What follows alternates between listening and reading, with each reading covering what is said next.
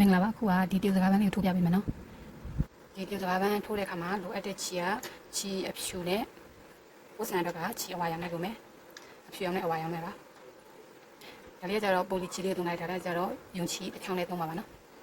ပြီးတော့နောက်ထပ်လိုအပ်တာကကြတော့ဒီမှာပင်အပ်3ချောင်းလိုအပ်တယ်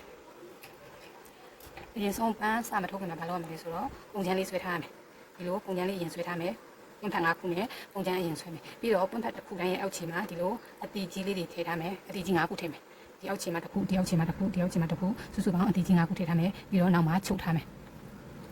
ပြီးတော့ပွင့်ဖက်ကလေးစားထိုးမယ်ပွင့်ဖက်စားထိုးမယ်ဆိုရင်ပင်ရ3ချောင်းကိုစိုက်ပေးရမယ်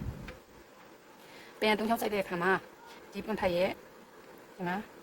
ဒီထိပ်ကလေးကနေဒီအလဲအတီကြီးစီကိုဦးတည်ပြီးတော့စိုက်မယ်ပြီးတော့ဒီကနေအလဲကိုစိုက်မယ်ဒီညာဘက်အနားကနေအလဲကိုစိုက်မယ်အဲ့လို3ချောင်းစိုက်ပြီးတော့ဒီအောက်ခြေမှာအတီကြီးရဲ့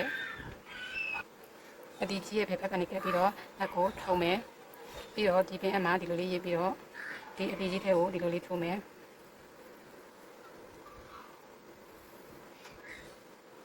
ပြီးတော့နောက်ထပ်အတစ်ချောင်းမှထပ်ရေးမယ်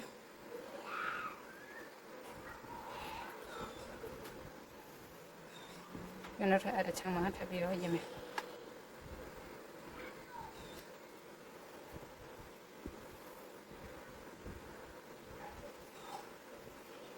ဒီလိုလေးရတာပြီဆိုလို့ရှိရင်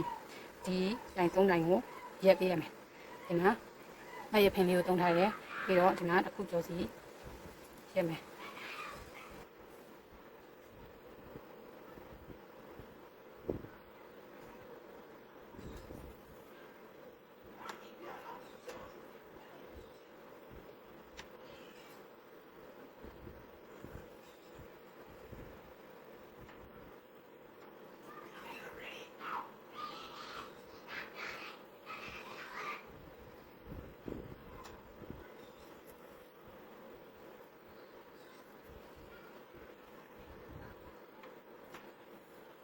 တစ်ခုကျော်စီဒီလိုရက်ပေးရမှာပါနော်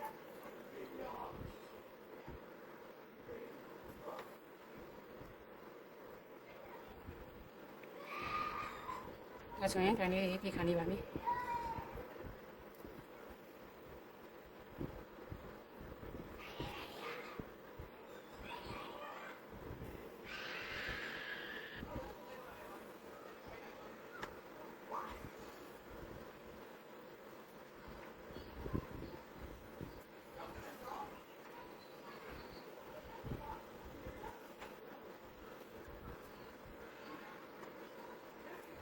ဒါဆိုရင်ပြေခါနေပါပြီနော်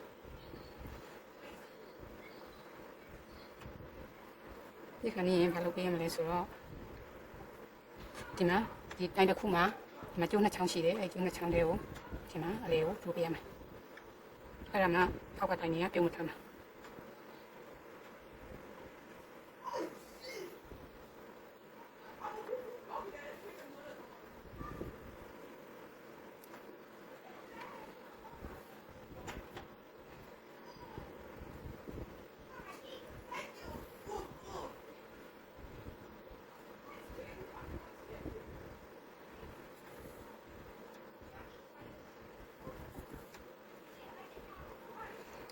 ဒီလိုပြီးသွားပြီဆိုလို့ရှိရင်ပင်ကလေးကိုဖြုံးမယ်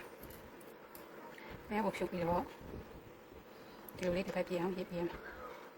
ဒီလိုကျိုးတင်ပြီးတော့ပြင်မယ်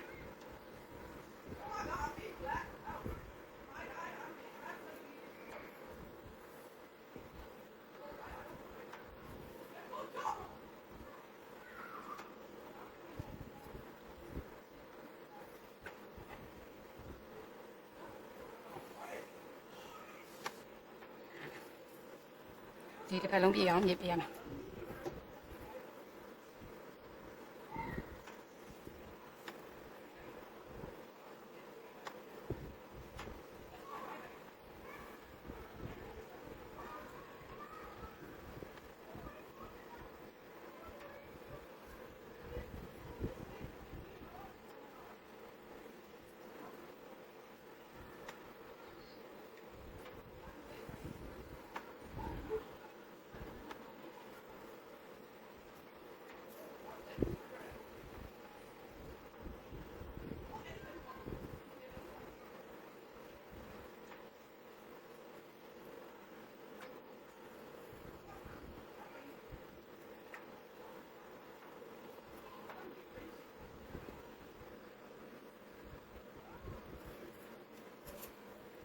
လိုပန်းဖတ်တစ်ဖက်လေးပြီးသွားပြီဆိုလို့ရှိရင်အကိုပုံမယ်ပြီးတော့ဒီဘက်ကနေပြန်ဆက်မယ်ပြီးရင်ဒီတစ်ပတ်လုံးပြန်ပြီးတော့အလုပ်လေးပဲထိုးသွားမယ်